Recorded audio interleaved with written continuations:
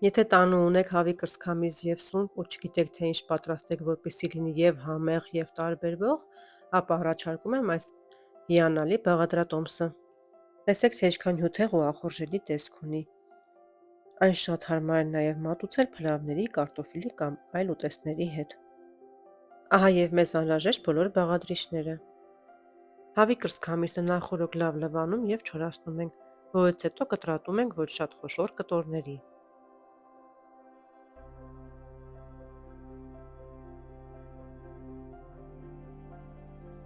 Հավի կրծքամիսը տապակում ենք բուսայուղի մեջ, սկզբից փակ կափարիչով, հետո բացում ենք և թողնում ենք մի փոքր կարմրի։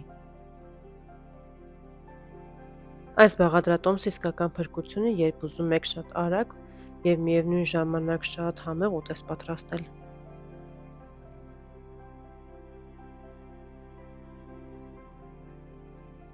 Եփվելուց հետո համեմում ենք աղով, սև և կարմիր պղպեղներով, հալեպի պղպեղով և չոր աջիկայով, կամ համեմեք այնպես, ինչպես ցանկանում եք։ Միսը դնում ենք մի կողմ և պատրաստում ենք մնացած բաղադրիչները։ Մեզ պետք է սոխ, որը կտրատում ենք մանր խորանարդաձև։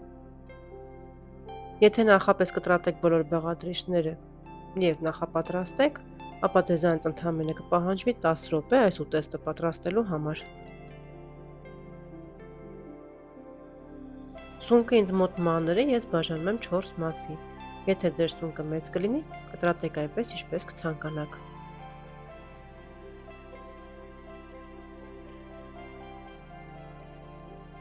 Մեզ պետք է նաև բուլղարական պղպեղներ տարբեր գույնի, որպեսզի ուտեստը ավելի գեղեցիկ ստացվի։ Բաժանում ենք ոչ շատ խոշոր կտորների։ Ճզմում կամ մանր կտրատում ենք նաև սխտորը։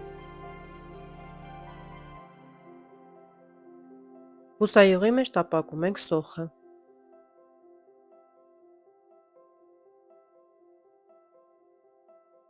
Երբ արդեն մի փոքր թափանցիկ է դառնում, ավելացնում ենք սունկը և միասին տապակում ենք բարձր կրակի տակ։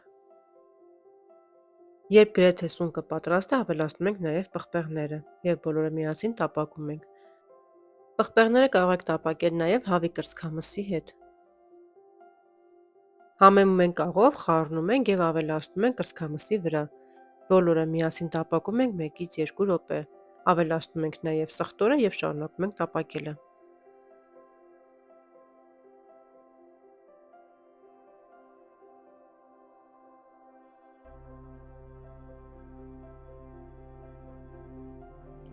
Ավելացնում ենք սոյայի սոուսը։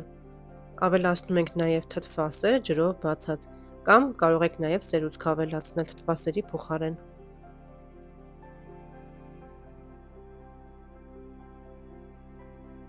Մինչ ուտեստը եփվում է, այդ ընթացքում